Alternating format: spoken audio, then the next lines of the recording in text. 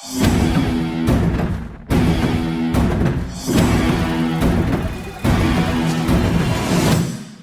everyone, Hound here with another Vikings War of Clans video. So I recently posted a video on my channel about my previous Jotunheim experience where I showed that I was able to get 42 billion kills, and I think in showing that many people were interested to see how I was able to do it, and I did promise to make a video following it up explaining how I did it, so I'm hoping that in this video I can try to cover everything. So without any further ado, let's get straight into it. And yeah, before I get into it actually, I need to mention that in order to be able to do this, you essentially have to be maxed in the game. So I'm talking about secret knowledge. You have to pretty much have the secret knowledge 1 and 2 completed.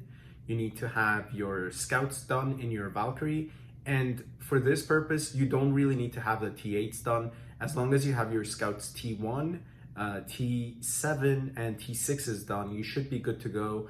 And additionally, not fully maxed, but at least I would say ideally have level 10 on your unity, and most other achievements should be close or as far as you can get them. The higher you can get them, the better. So in terms of troops that I used, there is a lot of cost in terms of troops. So I used 15 billion T7s and 15 billion T6s. The reasons I use T6s are actually a little bit more different than you may think, and I will be getting into it further down in the video. So first and foremost, I'm going to explain the idea of testing people's scouts. So testing is where everyone could take a very different approach. My approach could probably work for most of you, and some of you it may not work, and you may have to approach in a different way or try to adapt. So when I talk about my scouts, actually I can show you here because I do have presets in my troop sets. And if I go to my espionage, the first one is going to be my test. And what I recommend you to do as well is to build 3 presets. If you could place them with some space in between so you don't accidentally click on them, that would be better. I noticed when I had them on slots 1, 2, and 3, if I wasn't on the PC and I was on the phone, I would fat finger it a few times. And my slot 1 and 2 are not the same. So 1 only sends out 10,000 T1s, 2 sends out my full march of T6s, and 3 sends out my full march of T7s. So 10,000 T1s is my first preset, and this is my test preset. So I go around in Jot and throw at everyone that I see. It's not just the big players and not just the small players. I don't specifically target anyone. I throw it at anyone that I can see. Now, to be honest, I don't do anyone above 10 trillion because it's very low chance that someone with 10 trillion, even if they have the wrong gear on, even if they don't have boosts on, there's a very low chance that they have very few scouts. Everyone above 10 trillion or like 5 trillion probably has a decent amount of wall that doesn't just fall regardless of whether they don't have boosts on. So, I mean, occasionally I do throw scouts at them because sometimes it's just very difficult to look at the map, and by the time I look at their influence, it's already out. But yeah, try to find targets between the 1 and 3 trillion. I noticed that most of my good hits have been on the bigger towns, so don't just filter out anyone that's too big. There's a good chance that some of the bigger players are actually offline or away from their computers while their big boosts have run out and they just didn't refresh it. So you can't really say that they're impossible targets without knowing this. All right, so now that we got that out of the way, let's talk about this test. So what exactly does this test tell us? So you throw out your 10,000 T1s, 99% of the time you're gonna hit someone else's T1 wall. Now, what do you expect and what are you looking for? So if I send out 10,000 T1s and I kill 1,000 T1s, I get 1 shard. If I kill 2,000 T1s, I get 2 shards. If I kill 3,000, 3 shards, and so on. You can probably do the math and figure out.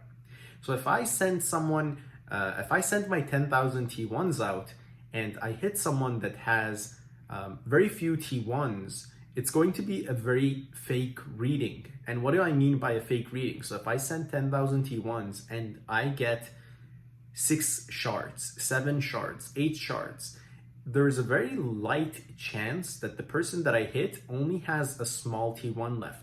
T1 army left. And that means that if they have scouts, there's probably 2 million T1s left in there. So you don't really go off of that reading because it can't 100% tell you the final results. So let's say you throw your scout test march out and you see that your enemy has 6,000 losses, right? So 6 shards, and you can see it at the top of your screen. So you're ready to go. You see 6 shards. What is your next approach? So depending on who my enemy is, if I see 6 shards, I won't send my second preset out, which is my T6 hit. I won't send that just yet. I will send a full march of T1s because that will really determine whether they do have T1s. If they do have T4s, what exactly is going on with them, right? So send a full march of T1s out to that enemy. Now, if they do have a lot of T1s or a decent T1 wall, but it's weak enough, you will get your results back. So let's say I send out 50 million T1s, it comes back with 25 million T1s.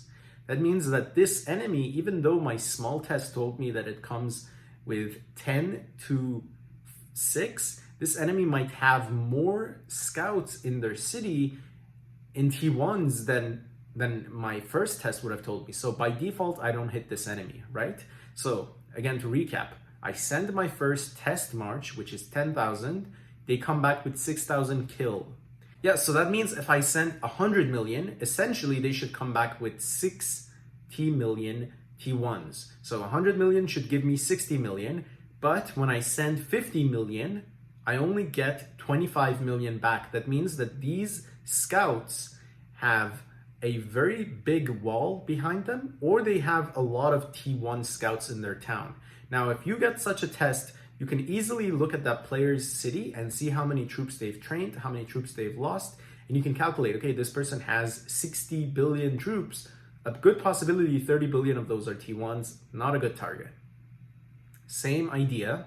You send 10,000 T1s out, they come back with 6 shards, which essentially means they've killed 6,000 of the enemy's troops.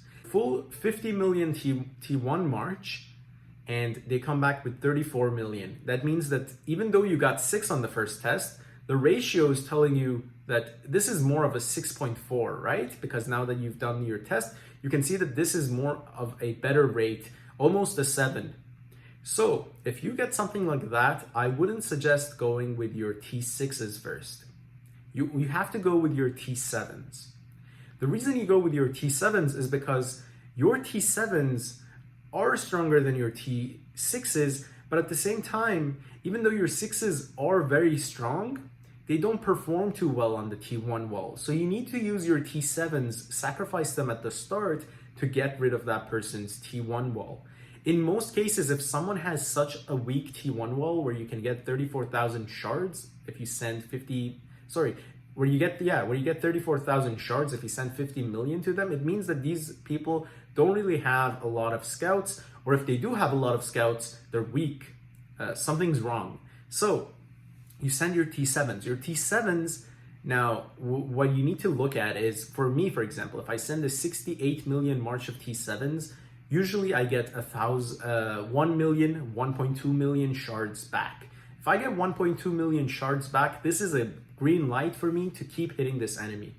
This means that this enemy doesn't have a lot of scouts. I can probably wipe it out, but this is the point where you have to be very careful as well, because you're taking a big risk by hitting someone's T1 wall. They can obviously shield whenever they want. They can put boost. So you have to really be paying a close attention to that shard count, because you can't look at the report in between hitting these players. They will definitely shield up. You don't have to give them a chance to catch up. Let's say you start hitting them, and I will go theoretically into the shard counts so that we can understand. And let's say there's 5 hits of T7s. So the first hit, base hit, gives us 1.2 million, 1.3, 1.4, 1.5, 1.6, and 1.7. That's our first 5 T7 hits, right? We've got to the 1.7 point. Now from 1.7, suddenly we jump down to 1.2 again. What does that mean for us? That's a very critical point. where in this game you have to be really quick and quickly check that last report. Now, this report could mean one of two things. If you're still hitting a T1 wall, and that T1 wall is now giving you much less losses, it means your enemy activated Big Boost, went to Scout Gear, whatever they did is making it so that you can't kill a lot of scouts now. Keep in mind, if you still get 1.2 million again at that point, their scouts are almost out, they're almost running out of T1 scouts. So you're still getting a very good hit on them, even though if they've activated Big Boost, whatever they've done. Now, the other scenario, which is very likely, is you've cleared their T1 walls and you're now hitting their T4 walls. Their T4 wall is much stronger than their T1 wall, doesn't die off too quickly, doesn't give off the same shard amount. So at that point, you have to be very reactive and quickly go to your T6s. The reason you use T6 on the T4 wall is because, whether you believe this or not, your T7s are very strong, but they're also very expensive and extremely slow. So if you've hit that guy for 5 marches, that probably took you like 10 seconds to clear 5 marches. Now, if you hit them with your T6s, each march is going to take 1 second. So that's why you need to be very quick and switch to your T6s as soon as you've hit their T4 wall and spam it. Like, I mean, don't stop to look back at anything. Now keep this in mind, as soon as you switch from your T7s to your T6s, you're gonna get a very different reading. So let's go back to the theory. If they were at 1.2 million shards when you started to hit their T4 wall, so as soon as you switch to your T6s, you will notice that you can kill 700,000 worth of shards. That means that you're still at a very profitable rate for your T6s. You continue 700, 800, 900, and it goes on. If it's gonna go up and up and up, when do you decide to switch back to your T7s? That's really preferential. Some people would rather just clear everything else out with their T6s because it's just much quicker. And some people would just rather clear the rest out with T7s because T7s kill a lot more troops. And what I prefer to do is essentially get rid of that full T4 wall. If I enter their T6, T7 wall, I go with T7s. Let's say they log on, they notice that I'm giving them some T7 hits, they probably won't shield. And at the same time, my T7s are gonna kill ideally more troops than the T6s, even though at the very high levels, once they're almost out of scouts, your T6s will do like 90% of what your T7s do. So it's not a massive difference. If your T6 gives you 1.4 million shards, your T7s will give you like 1.8 million. It's not huge, and you can try to gauge, okay, I have a lot of T6s, I don't mind throwing my T6s, or I don't have a lot of T6s, I want to spend a little bit more of my T7s so I can try to have this whole balance. So every time I go for another T4 wall and I spend my T6s, I have enough T6s as well as some T7s to support later. If you want the clip, if you want to take a screenshot, you probably want to use those T7s because as soon as there's 100 million, 200 million T7s, very high possibility that your T7s will just wipe them all out and leave the enemy with nothing. And yeah, that's pretty much how I do my whole test of scouts to find out how the enemy is, how strong they are, and go in for the attack to hit them. Now, one thing to keep in mind is if you're getting a reading of 1 shards, 2 shards, 3 shards, 4 shards, even 5 shards, you probably don't want to hit the enemy. 5 is a very risky number. I will get into it with more details later on, or probably in a different part of this video, as this video is going to be very long.